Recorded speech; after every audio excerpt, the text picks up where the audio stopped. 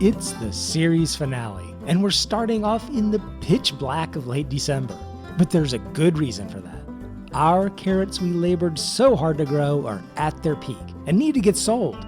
In fact, this whole episode is going to be a frenzy of selling and squeezing out a bit more harvest out of the farm to not only make our minimum goals, but hopefully exceed that beyond our expectations.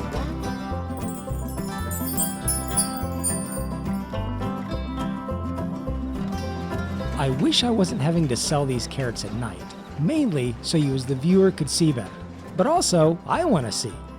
We put so much work into the carrots, I'm just dying to see if it'll pay off in the end. Okay, that's 90,000 liters in the first car. We'll move and fill another.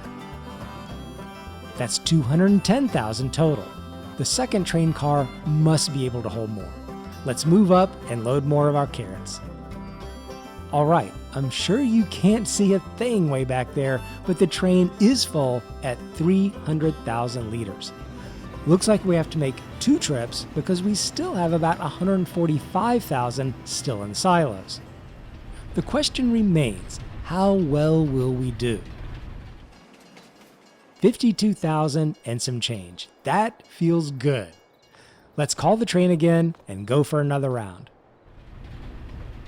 We're off with another 145,000 liters and a dream. 25,000. We made over 75,000 on the carrots. At this point, that feels amazing. We did spend quite a bit in the rental fees and repairs, but right now, it just feels like something in the distant past, and all I can see is its payoff. I'm absolutely starry-eyed. There's still so much to do though. We're gonna push into the night and get the trailer loaded with silage bales. The price for those will be peaking soon, so we'll get ourselves ready.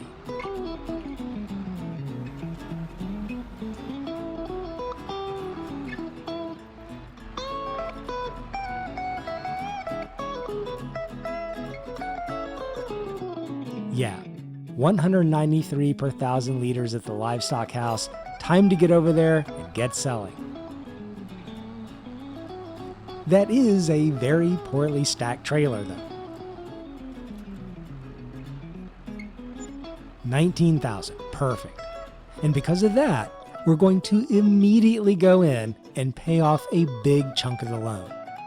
We'll pay off 115,000 of the loan, leaving us only 3,500 in our account, but that's fine because we've got more silage to load and sell.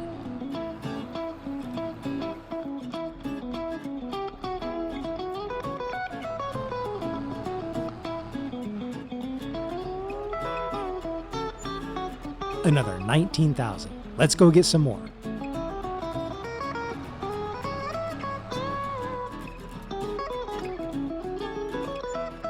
About 20,000, bringing us up to 42,000 in the account.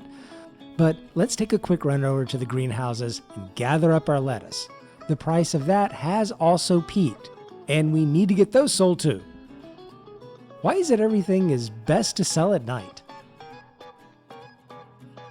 3,800, every bit helps. We'll pass the time until the sun comes up and continue making more money. Another great sunrise at the farm, and it's time to load over some more wool into the spinnery. It's been churning out fabric, and we want to keep it fed to make our series goal. I wanted to finish this series right on the heels of the FS25 release, so we could get a fresh start right after the drop. But it took an extra week on the series to finish it right. I didn't want to cut it abnormally short or do anything strange. It needed to have a respectable and natural conclusion. So now that we've moved over the wool and stacked an amazing 6 pallets of fabric off to the side, we'll do a quick feeding of the chickens. We don't want to neglect any of our animals just because we're closing the series. So now, I'm going to do something unexpected. I'm going to buy a new piece of equipment, and it's going to be this subsoiler that's used and on sale right now. This is what we'll use to plow the field after the grass harvest, because I'm going to, very quickly, put one more crop through that field. It's a little over 5,000, but we haven't bought ourselves anything for the farm in forever, and it's exactly what we need. As we passed the day into February, I was thinking about what there was to do on the farm, and there really wasn't anything. The only maintenance items was to sell another 12 sheep from each barn. That's the last of the sheep sales though. From here forward, we're keeping the sheep, letting them grow and max out their head count and increase their wool production. The grass didn't grow at all in the dead of winter, as expected, so we'll move into March. As we move across the frost-covered morning ground, there are a couple chores to do.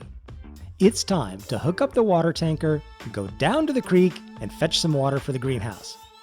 I was a little disappointed with the production from the greenhouse, at least this sized one, but I suppose it costs almost nothing to run, so it's hard to complain. The next item is to sell these bales of straw. I stacked these here, I think, in episode 1. And just totally forgot about them. So we might as well sell them and see what they're worth. 1,600. And it was just forgotten money we found. Time for another round of tractor repairs and 1,200 from the account. Alright, these 13 silage bales are almost fermented. We'll get those loaded and onto the trailer and sold while the price is still good here in the winter.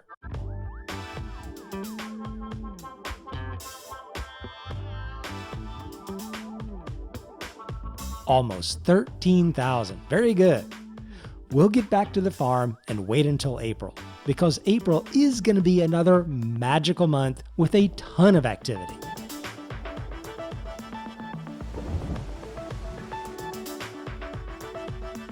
What we have to tackle is this grass field.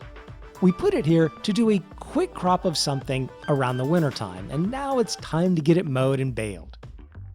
We could only get up to 55 to 60% yield bonus, but it's a lot of ground, so it should still do good. Alright, the mowing is done. Let's waste no time and get right to the baling.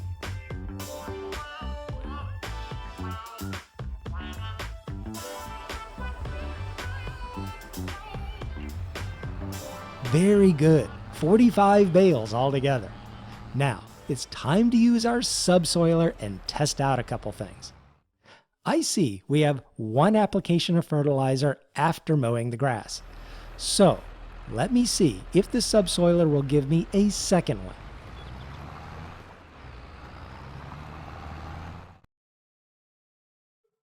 The answer is no, but I might have to wait until the next month for that to work.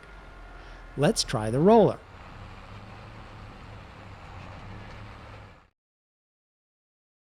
Okay, that's interesting. Where I ran the plow and destroyed the grass, the rolling didn't work. That seems normal. But it is giving that second fertilizer application on the grass part. So we'll use that to our advantage and get cheap fertilization by rolling the field. Then we'll plow it with the subsoiler and get it ready for planting with full fertilization. All right, the rolling is done. We'll get that folded up and back over to where we park it on the side of the field and start playing with our new subsoiler. Now, using this particular plow is going to kick up a lot of stones, larger ones at that, but I'm not too concerned about it. I thought about getting a stone picker and picking the stones up, but the stones don't hurt the yield. They just add to the damage on the equipment, and for now, in this series, I'll live with that little extra bit. Wow, I realized we were almost dry on fuel, so it's straight to the gas station. If we had run out while on the field, we'd have to rent a fuel trailer and a vehicle to tow over to the tractor. It would have been a nightmare, and expensive to boot, but let's finish plowing.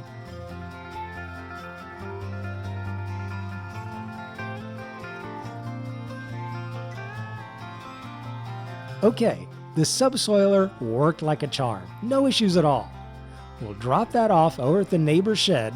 He's letting me store my equipment here for free, and get up to the store to rent our planter. What we'll be renting is this Horsch 2-part setup. How it works is you put the planter on the back and a hopper on the front, which also helps balance out a small machine. We'll fill it up with the seed we bought earlier and start planting. I've used this setup before, and it seems to also be about the most inexpensive setup you can get for the given working width, which is 6 meters. Not bad. Okay, all planted.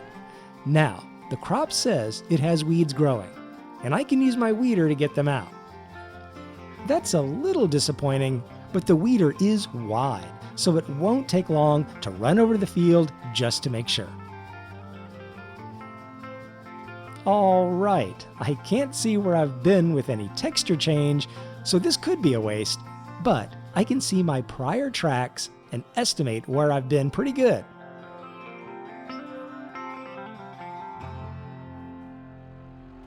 It does look to have removed the weed threat, so it was worth it. Luck is finally starting to turn my way. It's also April, which is pretty much fabric selling month. We've been on an incredibly long journey to get to this sale, all the way back to the first episode. We worked to buy a single sheep barn and stocked it with 12 baby sheep. They've now grown up to be about 120 sheep, and we even sold several dozen more as lambs. Their wool production has ramped up, and we bought a spinnery. It's producing fabric from the wool, and now, in this series finale, we're cashing in. It's kind of a nice full circle conclusion, isn't it? We waited until just a few hours later in the day. The price is at its best. Let's see what it's worth.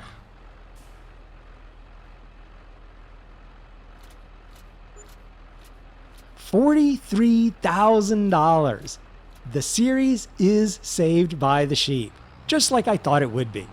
Oh, that's amazing. And there's probably more to sell before we close out. Let's repair the tractor some more and get back to the farm to load more wool into the spinnery. We do not want that to run out. That was just so good.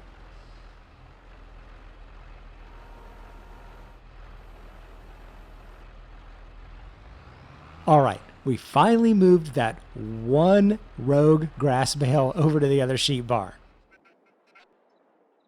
We passed the time over into May, and the oats are indeed growing. Excellent. And the grass is not ready to cut yet. You can see that here with the uncut bit between the sheep fencing. We'll let it grow one more month, then get it. We'll top off the chickens. They also seem to need food about every 3 months at least, and do something a bit unusual. I'm going to sell some of the wool straight away from the barn. The sheep seem to be keeping up just fine with the demand of the spinnery, to the point where I'm pretty confident of selling off a bunch of pallets and getting some fast cash. We'll sell 1 pallet of fabric too on the way. We're just on a selling frenzy in this episode.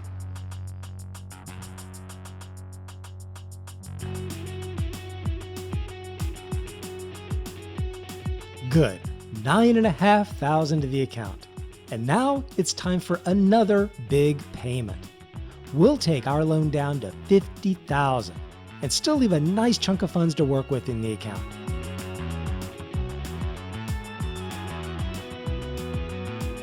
All right, it's June.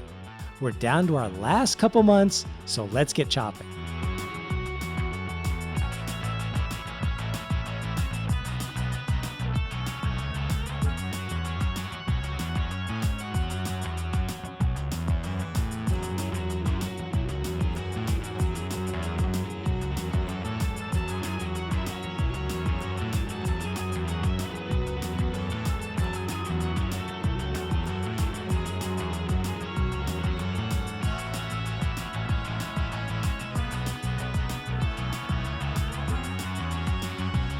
Okay, a nice fast round of mowing and baling, with a total of 25 bales. Not bad.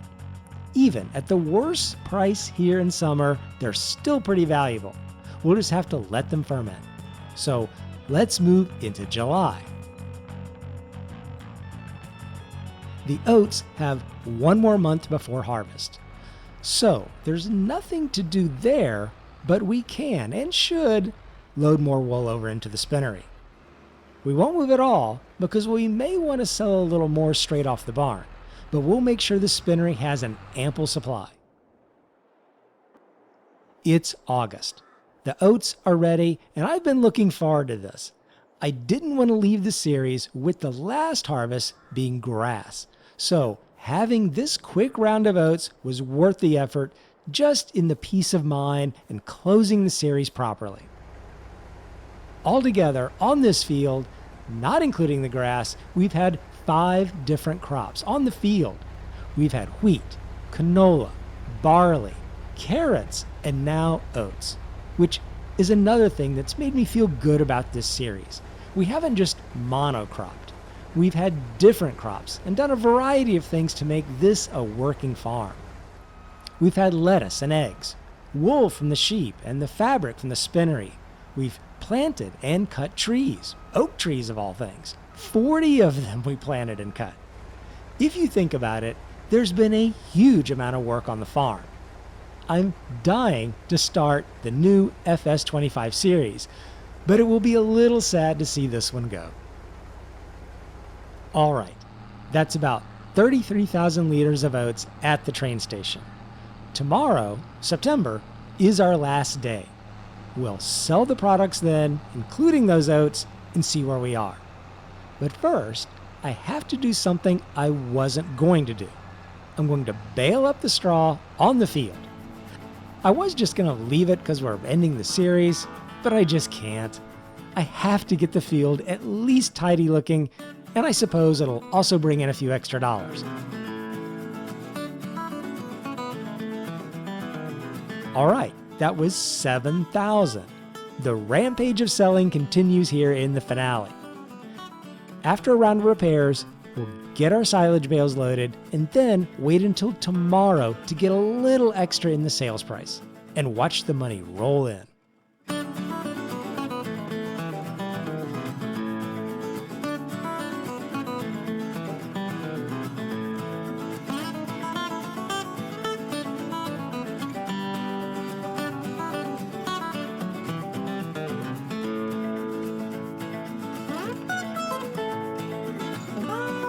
There goes the last of the silage. We're up to 109,000 in the account. And we're not even quite done. There's more to sell if you can believe it. We have the oats at the train station, and much like the silage, we're going to go ahead and sell it early when the price isn't very good, but we need to close out the series. It should still be pretty decent. 19,000. We're doing very good. Now, for the last pallets of fabric, the price is down on those 2, but we're selling them. We need to push the account balance. Okay, we sold the fabric. The camera didn't catch it, but we made about 14,000 off the 6 pallets. We'll get back to the farm and take care of the closeout. First, we'll pay off the last 50,000 of the loan. We're now debt-free. And what I decided to do with the leftover money is buy something fun. I'm gonna buy this old school barn. It's probably not the most functional shed in the game, but the style is very reminiscent for me, and it'll give us at least one fun thing we bought for the farm. The placement might could be better, but we can say we have it, and even park a couple pieces of machinery inside to make it look the part. With the rest of the leftover money, that is what I'll be using for our starting funds on FS 25, or at least as close as the game will let us get to that amount. There's still some wool and bits we could sell, but we'll call it here. As you can tell, this farm seemed to turn the corner after the carrots and was really starting to be profitable. I'll be looking to have the same success on hard mode in Farming Simulator 25. So stay tuned to the channel for more content, and I'll see you in the next one. Thanks for your support.